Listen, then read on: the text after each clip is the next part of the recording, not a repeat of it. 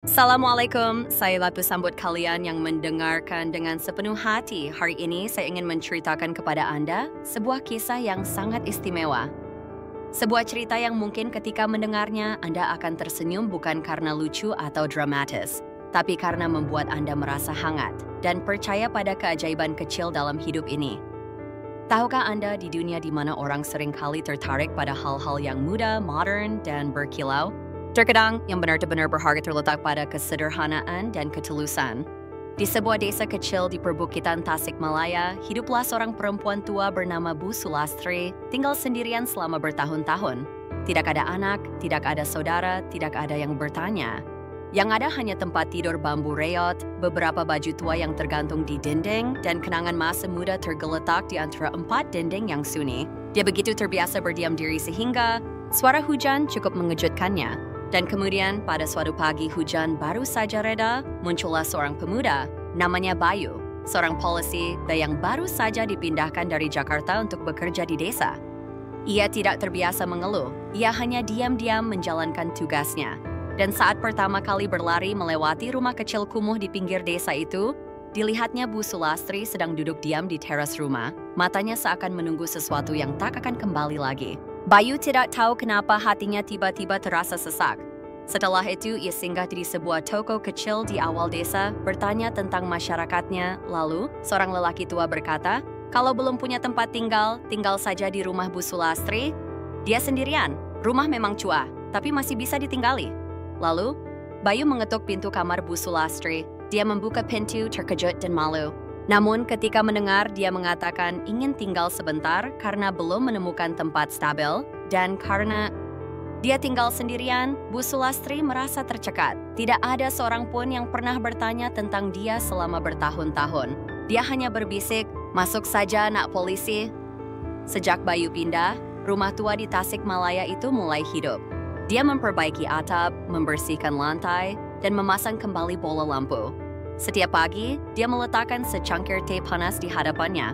Tak minum tehnya dulu ya, biar hangat. Bu Sulastri diam saja, hanya mengangguk kecil, matanya berbinar. Untuk pertama kalinya setelah bertahun-tahun, seseorang benar-benar peduli padanya. Bukan karena kasihan, tapi karena mereka ingin. Lalu cinta datang, seringan angin. Tidak ada yang menyebut nama. Hanya saja ketika kamu melihat orang itu absen terlalu lama, hatimu merindukanmu. Bayu mendengarnya bercerita tentang cinta pertamanya yang hancur. Dia berbicara perlahan dan terputus-putus. Dia mendengarkan tanpa gangguan apapun. Suatu kali, Bayu hanya memegang lembut tangannya ketika dia berhenti di tengah kalimat dan tidak melepaskannya hingga dia tenang. Perasaan itu tidak salah, namun tidak mudah untuk menyebutkan namanya. Dan bagi Bu Sulastri, yang tersulit bukanlah membuat hati berdebar-debar, tapi berani menerimanya. Suatu malam, di bawah sinar bulan yang dingin, dia bertanya, Bayu, if yang menyukaimu adalah orang seperti saya, yang sudah tua, bagaimana? Bayu terdiam, waktu yang sangat lama. Jangan katakan ya, juga jangan katakan tidak. Namun keesokan harinya, dia masih menaruh secangkir teh panas di atas meja, masih memanggilnya Bu dengan suara hangat. Dan saat dia mengambilnya dengan tangan gemetar, mata mereka bertemu tanpa ragu. Penduduk desa membisikkan banyak hal. Namun Bu Sulastri tidak lagi menundukkan kepalanya.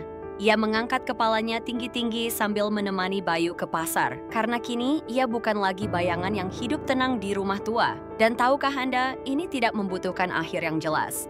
Karena yang penting bukanlah apakah mereka menjadi suami istri atau tidak. Tapi mereka bertemu di tempat yang tidak terduga, di saat yang terasa sudah terlambat. Sebuah hati dihidupkan kembali. Atap yang dipanaskan, satu kehidupan. Ada harapan lagi. Sejak malam itu, Bu Sulastri tak lagi duduk sendirian di teras rumah dengan pandangan jauh. Dia masih wanita yang sama dengan rambut perak, kulit keriput, dan suara serak, tapi ada sesuatu dalam dirinya yang berubah. Enteng, diam-diam, seolah-olah sebuah pintu baru saja dibuka setelah bertahun-tahun ditutup. Bayu masih tak berkata apa-apa lagi. Dia tidak menyebutkan malam terang bulan itu lagi, tidak menanyakan apapun lagi, atau melakukan apapun yang membuatnya merasa malu. Tapi dari cara dia meletakkan cangkir teh lebih dekat padanya dari biasanya, dari cara dia membersihkan sudut yang sudah bersih dengan lebih teliti, dia mengerti. Saya tidak butuh kata-kata, kehadiranmu sudah menjadi sebuah penerimaan. Penduduk desa mulai berbicara lebih banyak. Ada yang bersimpati, ada yang mencibir, ada yang menggelengkan kepala sambil berkata, "Bayu, pemuda yang tinggal bersama perempuan tua itu, aneh kan?" Namun Bayu tidak pernah peduli. Ia tetap menjalankan tugasnya, berpatroli di pagi hari, memperbaiki atap di sore hari, dan mendengarkan Bu Sulastri bercerita di malam hari. Adapun Bu Sulastri, alih-alih menciut setiap ada orang lewat, ia kini berani mengangkat kepala dan tersenyum meski sangat lembut. Suatu sore, di tengah hujan rintik-rintik, Bayu berdiri di atas atap tua, menambal genteng bocor yang membuat Bu Sulastri batuk-batuk sepanjang minggu lalu. Dia berdiri di bawah melihat ke atas, tidak tahu apakah dia lebih khawatir atau bersyukur. Ketika dia melompat ke tanah, lengan bajunya lengket dengan lumpur, wajahnya dipenuhi keringat, dia tiba-tiba mengulurkan tangan dan dengan lembut menyentuh bahunya. "Kau tidak perlu repot-repot seperti ini, Bayu." "Baru. Tidak ada lagi yang bisa dilakukan, tapi aku ingin. Karena aku di sini bukan hanya untuk mengabdi, Bu. Aku ingin rumah ini menjadi rumahku juga." Dia berbalik, jantungku berdebar kencang di dadaku yang kurus. Selama 70 tahun hidupnya, tidak ada seorang pun yang pernah mengatakan hal itu padanya. Tidak ada seorang pun yang pernah menyebut tempat tinggalnya sebagai rumah kami. Malam itu, hujan turun dengan deras. Suara hujan yang menerpa atap genteng terdengar jelas. Bu Sulastri duduk di samping tungku arang, sedangkan Bayu rajin menyalakan api kembali. Ketika kehangatan menyebar dari bara merah, dia tiba-tiba berbisik, "Bayu, terima kasih sudah datang ke rumah ini. Aku pikir tidak akan ada lagi orang yang mengetuk pintuku." Bayu tidak langsung merespon. Dia hanya menatapnya lama sekali, matanya dalam dan damai seperti air. "Pintu itu tidak akan tertutup lagi, Bu, selama aku masih di sini." Dan mereka duduk seperti itu, tidak ada janji. Tak ada nama untuk perasaan yang tumbuh di hatiku. Namun dari keheningan itu, keduanya tahu bahwa mereka tidak lagi sendirian. Seiring berjalannya waktu, penduduk desa mulai terbiasa dengan gambaran seorang perempuan tua yang duduk di teras depan bersama seorang polisi muda sambil memegang secangkir teh sambil memandangi langit sore. Tidak ada yang tahu persis apa yang ada di antara mereka. Tapi semua orang merasa bahwa mereka adalah rumah masing-masing. Dan bagi Anda pernah berpikir bahwa cinta hanya untuk kaum muda, mungkin Anda belum pernah bertemu dengan Bu Sulastri. Seorang wanita telah melewati hampir seluruh hidupnya hanya untuk akhirnya menemukan jantung lain yang berdetak dengan ritme yang sama dengannya, bukan karena usia, bukan karena status, hanya karena kelembutan diam yang mereka berdua miliki satu sama lain. Ini bukan dongeng. Itu adalah kisah nyata Tolmsteran, dan cukup untuk mengingatkan Anda bahwa tidak ada kata terlambat bagi seseorang untuk dicintai. Tidak ada kata terlambat untuk membuka pintu tua, membiarkan sinar matahari pertama masuk setelah bertahun-tahun dalam kegelapan.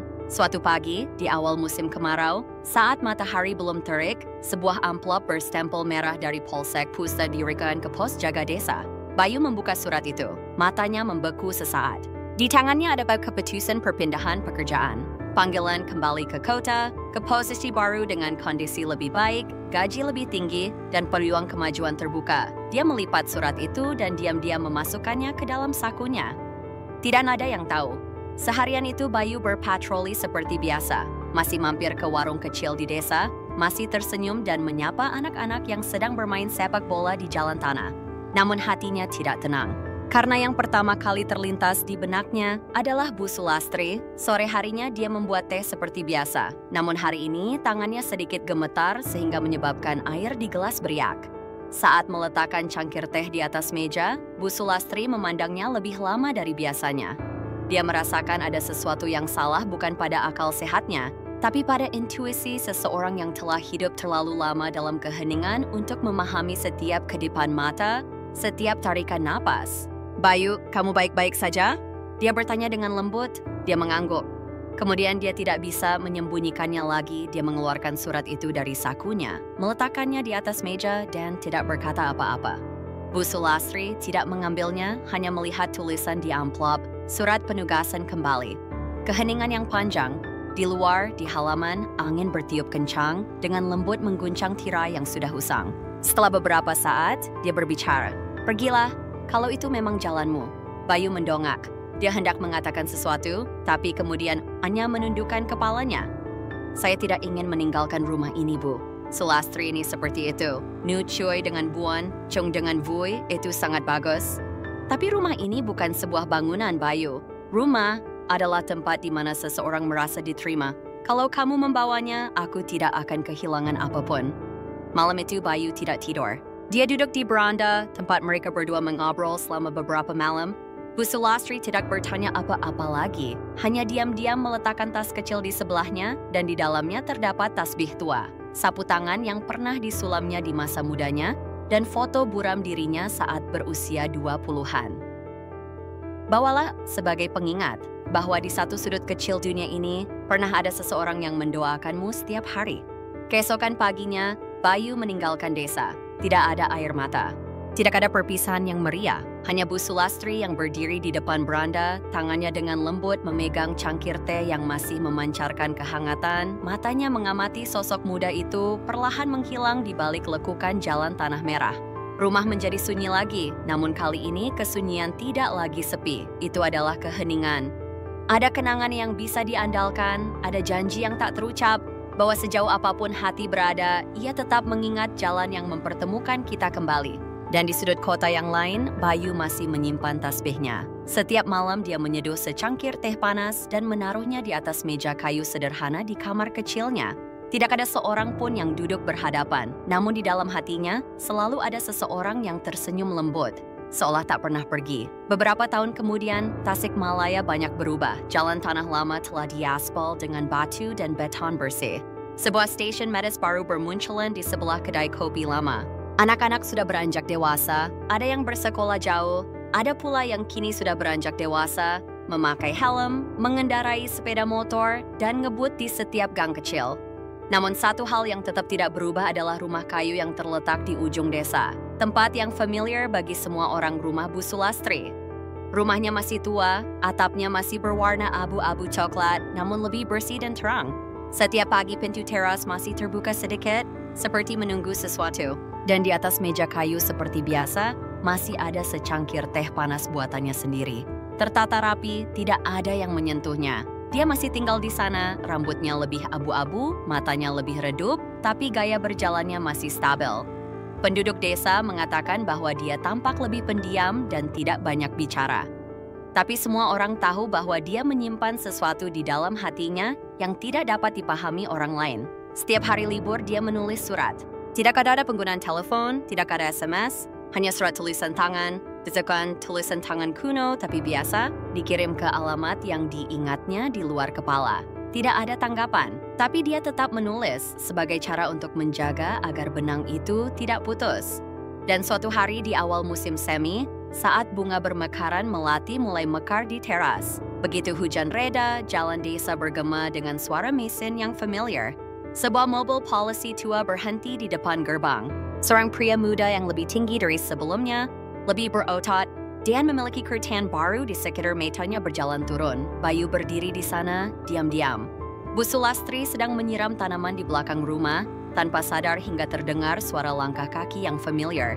Dia berbalik, tangan sedikit gemetar. Kaleng penyiram dimiringkan, menetes ke tanah. Bayu panengkannya, suaranya serak namun tidak hilang. "Maaf aku lama," jawabnya, matanya berkaca-kaca. Tidak ada pelukan yang mendesak, tidak ada air mata yang mengalir seperti di film-film. Hanya ada dua orang yang berdiri dan saling memandang, satu menunggu, satu lagi kembali. Dan keduanya paham, jarak waktu tidak membuat apapun memudar, andai perasaan itu memang benar adanya. Hari itu mereka berdua kembali duduk di teras. Cangkir teh panas di atas meja diganti dengan dua cangkir baru. Langit cerah, angin sepoi-sepoi. Dan untuk pertama kalinya setelah sekian lama, Bu Sulastri tertawa terbahak-bahak. Tidak ada yang tahu sampai kapan Bayu akan bertahan. Tidak ada yang bertanya. Sebab terkadang yang terpenting bukanlah berapa tahun yang telah berlalu, namun pada akhirnya orang tersebut tetap memilih untuk kembali ke tempat yang pernah disebut rumah dan di mana ada seseorang yang tak pernah berhenti menunggu.